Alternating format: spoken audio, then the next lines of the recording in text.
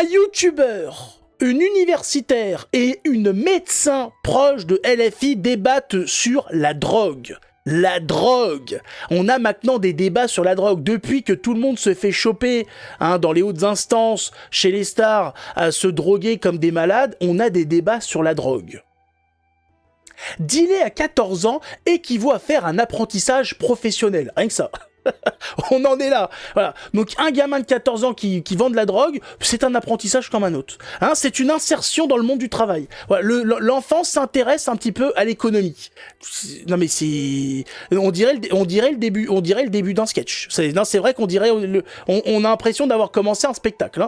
Les narcotrafiquants sont victimes de racisme et diversifier l'offre en drogue serait un progrès pour la santé publique.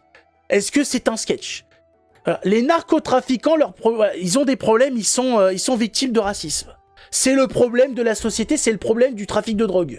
C'est que les narcotrafiquants ne sont pas respectés dans leur identité.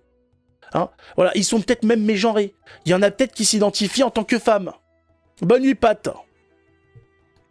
C'est quoi cette affaire? Et alors en plus, diversifier l'offre en drogue serait un progrès pour la santé publique.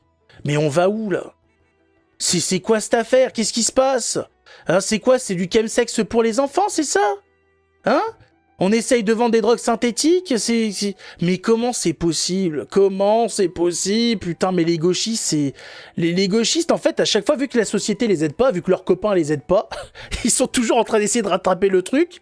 À chaque fois, les autres, ils ont leurs copains, les racailles, qui vont toujours plus loin. Ils sont là, ils essayent de rattraper la chose. Oui, non, mais en fait, non, mais comprenez quand même que ça va pas.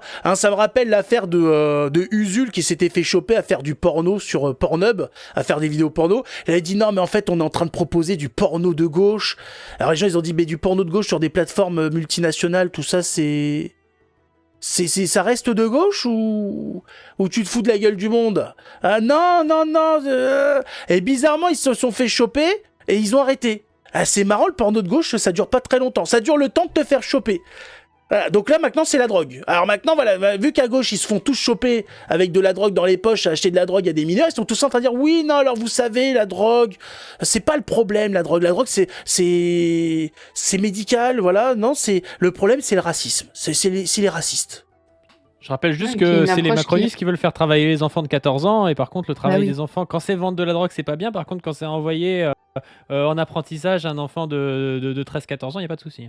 Moi, je pense qu'il y a quand même un rapport. Juste, je te passe la parole après, Dr Zoé, mais je pensais juste à quelque chose. Il y a un rapport aussi avec. Tu penses c'est déjà un problème global et notamment la montée du racisme, parce que le discours sur la drogue, c'est le discours sur les quartiers, les banlieues, les Noirs et les Arabes, et voilà, ça trafique là-bas. Il y a tout ça aussi qui se joue. La drogue. Et forcément, dans une France qui se droitise et où on pointe de plus en plus du doigt les populations des banlieues et notamment les populations issues de l'immigration postcoloniale, on est bien obligé de pointer aussi le trafic de drogue. Enfin, il y a tout cet imaginaire de la racaille, un peu cet imaginaire sarkozyste, je pense, qui joue là-dedans.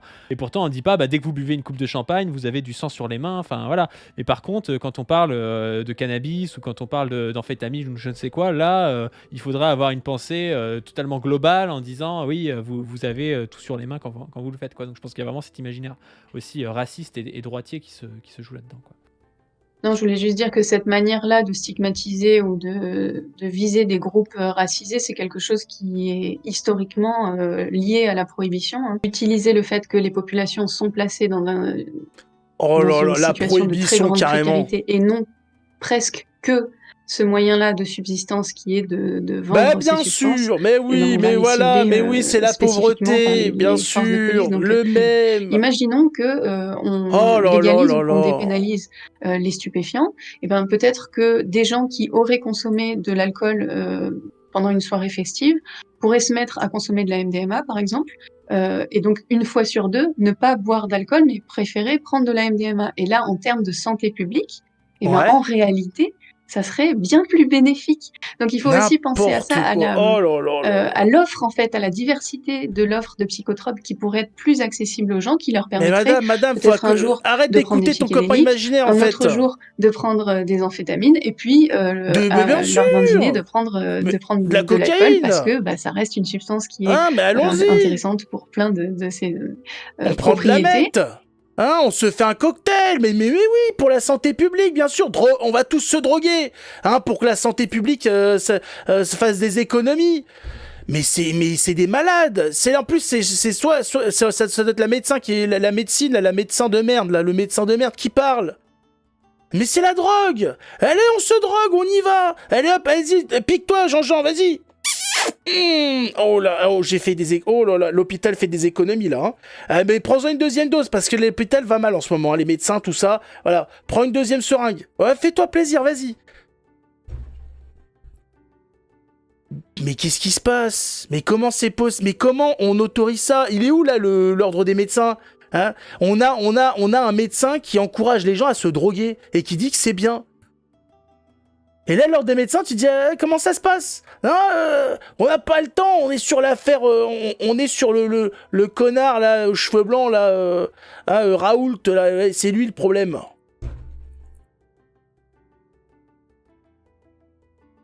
C'est quoi le projet là? C'est quoi ces débats de merde? Allez contacter pour les signaler. Non mais c'est incroyable, les types ils sont là en train de te dire oui voilà, il faut se droguer, les enfants de 14 ans qui vendent de la drogue, c'est pas si mal puisque de toute façon on veut faire des stages à des enfants de 13-14 ans. Est-ce que tu comprends ce que tu dis? On a aujourd'hui des trafiquants de drogue qui se font tirer dessus, qui se font tuer. Le gars, il t'explique, oui, en voyant des enfants de 14 ans risquer leur vie en vendant de la drogue, parce que à côté, on a des gouvernements qui veulent autoriser des enfants de 13-14 ans à faire des stages. Mais est-ce que tu comprends? Mais est-ce que tu comprends quand même que quand tu parles, on a l'impression que ton père et ta mère sont frères et sœurs? Est-ce que tu comprends ça ou pas? Est-ce que tu comprends qu'on a un soupçon quand même de trisomie dans ta famille? Je sais pas si t'as fait un dépistage, mais commence à faire quelque chose. Hein, au lieu de tirer sur le bédo, essaye de faire un dépistage, parce qu'il y a quelque chose qui merdouille quelque part. Hein. Moi j'ai pas bien pigé. Hein. Oui, c'est des petits bourgeois, le type, voilà, il est là en train de débattre de conneries, il se fait 1200 balles sur Tipeee. Voilà, bon, on a compris. Sans compter le reste. Mais ça, c'est dangereux, ça. Moi, t'as ça comme médecin, moi, je fais pas confiance. Hein. Moi, je change de cabinet. Qu'importe, même, je vais même pas chez le médecin, en fait. Hein.